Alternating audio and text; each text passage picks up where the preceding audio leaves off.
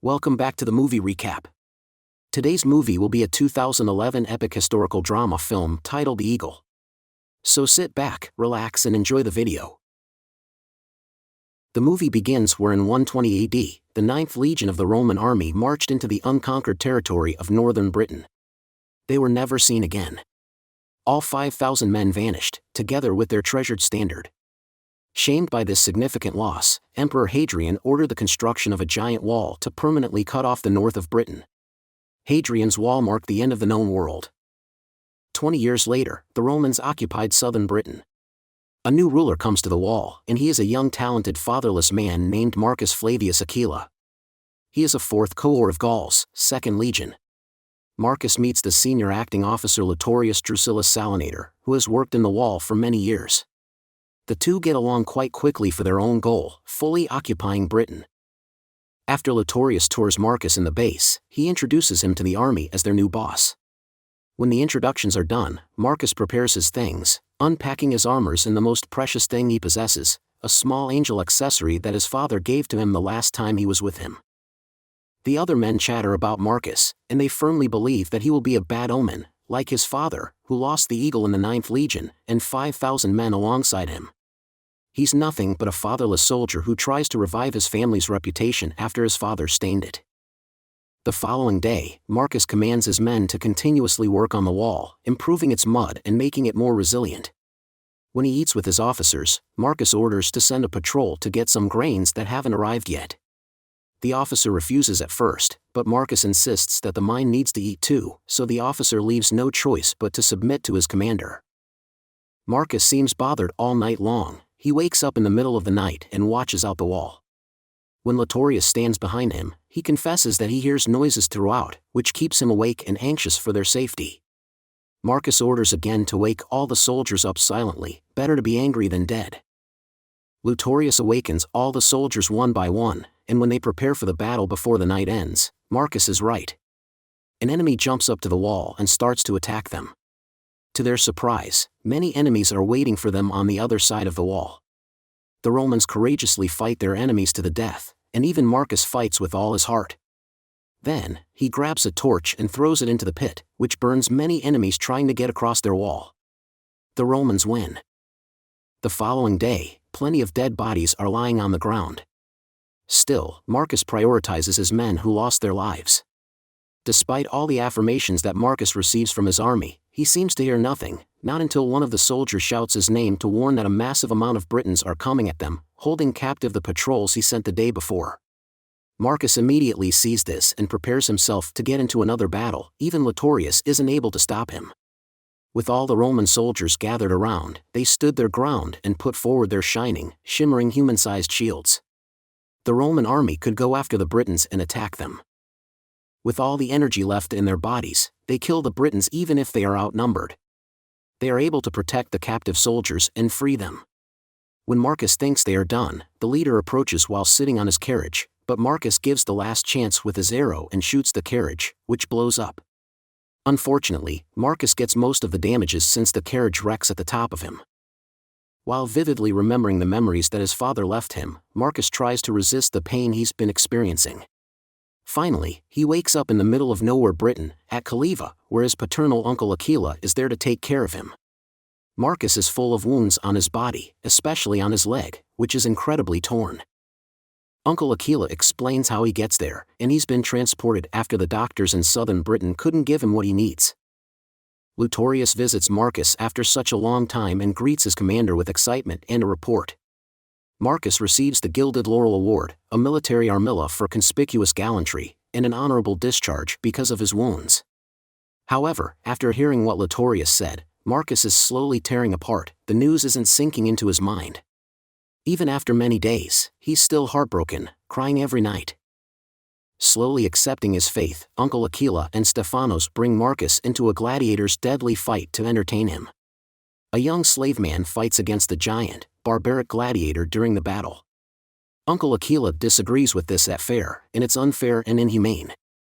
But since the slave spares his own life, the gladiator is ready to put the sword on his chest when Marcus stops it and saves the man's life. When they get home, Uncle Aquila buys the slave and gives it to Marcus, who refuses to accept it at first. The slave's name is Esca, a Briton from Brigantes. Esca hates how Marcus saved his life, and it shouldn't be like that because Marcus is a Roman, and he's a Briton. But, despite his despair, he submits his life to Marcus and promises to protect him at all costs. Uncle Aquila brings Marcus to another physician who operates on his leg again. After the operation, he slowly regains his strength and can do at least what an ordinary soldier can do. Marcus and Esca hunt pigs and ride a horse together after Marcus gets healed. One night after the horse riding, Marcus gets surprised by their visitors, 2 politicians and Uncle's old friends, Claudius Marcellus, esteemed legate of the 6th Legion, and Tribune Servius Placidus, a government staff. As the gentlemen eat their supper, the politicians cannot stop talking about what happened in the 9th, Marcus's father's mission. They talk about how cowardly and shameful Marcus' father brought to the Romans, which catches him off guard and pisses him off. Marcus walks out of the dinner table and breathes outside. When Uncle Aquila talks to him, he indecisively decides that he's going to the north of the wall and bringing back their reputation. At first, Uncle seems unimpressed until he realizes his nephew is serious about it. Marcus brings Esca with him, who he can be with and speaks the language. Uncle gets mad since Esca is unworthy of trust. He might kill Marcus once they get out of the Romans' territories, but Marcus openly accepts his fate. The following day they start their journey. The road seems endless, with lots of open fields and mountains along the way. They travel for weeks until they reach the gate to the north wall. The guards jokingly piss them off and warn them that no one comes back alive after entering those gates. The pair refuses and still resumes their journey. During their journey, they come across great woods with dead people hanging around the trees. Esca explains that the rogue warriors did that. The pair decides to rest in the same woods and discuss their lives. That's when Marcus learns about Esca's miserable life, wherein his father was a Cunnival, bearer of the blue war shield of the Brigantes, and lord of 500 spears. His father killed his mother to save him from Romans' tortures, and his father and 2 brothers died.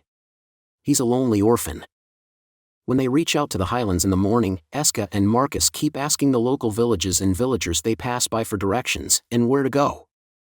And while the 2 decide to rest in a nearby stream, rogue warriors look after them. Esca quickly recognizes their presence and warns Marcus until the rogue warriors attack them in a snap. The 2 versus 4 rogue warriors are pretty challenging and uneasy about capturing because of their speed. In the end, Esca and Marcus win. They resume their journey and ask multiple people since Marcus cannot understand and speak the language. He notices that Esca is fooling him and threatens to kill the villager they're talking to with Esca's pure fright for the man's life. He forces the villager where to go, and he says it. They are directed to go to the great woods behind snowy mountains. When the pair goes there, they see massive amounts of Roman army suits and weapons. While trying to comprehend their view, a man jumps onto Marcus, and they stop him and force him to make himself known. The man is commonly called Gurn. He's a Roman soldier who was able to survive the battle.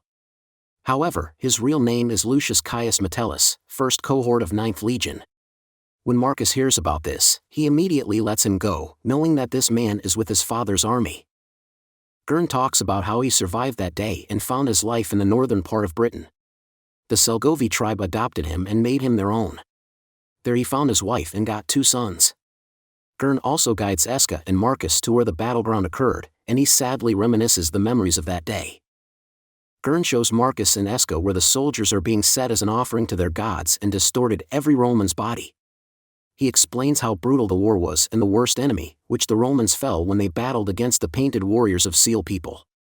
After moments of walking, Marcus asks Gurn where to find this tribe, and Gurn points out Esca. But, of course, he knows everything because he's a Briton.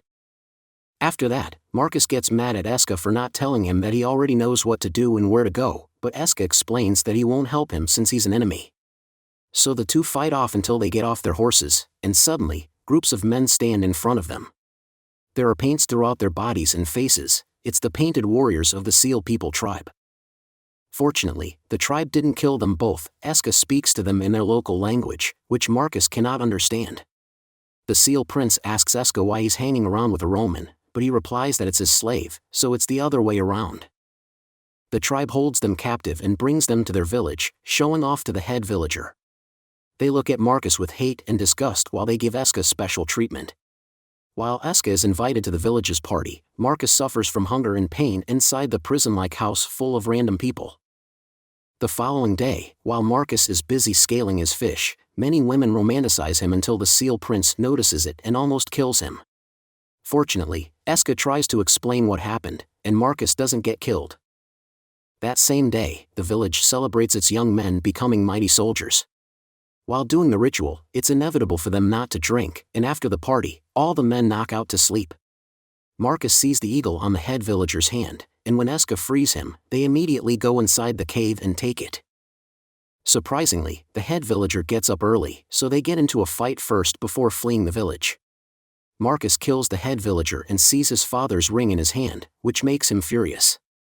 After a while, all the seal villagers wake up and notice that their head villager is dead, and the two aren't there anymore. The seal prince commands everyone to go and look for Marcus and Eska. The pair keep on fleeing far from the tribe, though there are times that they need to rest because of Marcus' wounds on his leg, and one of the horses unexpectedly dies. Eska somehow still manages to carry Marcus until they get into the woods. They keep walking even if the seal tribe is already near them. They hide under the cave in the middle of the streaming river. They keep swimming in track of the river because the seal tribe is everywhere looking for them. Eska does everything for them to survive since Marcus is losing his energy and dying. After many days of hiding, Eska decides that he needs to go and look for the remaining horse they left in the woods. But Marcus insists on saving himself, giving the eagle to the Romans, proving that Marcus' father is not a coward. This is an emotional moment for both of them. Eska refuses to accept the eagle and promises that he will never abandon Marcus. They get tired of arguing, and Marcus frees Eska as his slave instead. He's now a freeman, so he can go and decide whatever he wants to do. However, Eska stays faithful as a friend and risks himself out to the woods. However, as minutes turn into hours, Marcus suddenly recognizes where he's been sitting. It's a lake. Then step by step, he hears that people are coming at him until he acknowledges the suit. It's from the Roman army. To his surprise, Eska comes back with the remaining and surviving Roman army from the 9th Legion, who ran away while battling. One of the officers reveals to Marcus that his father died during the war, which justifies that his father is not a coward. The seal warriors locate their whereabouts and slowly go under the cave.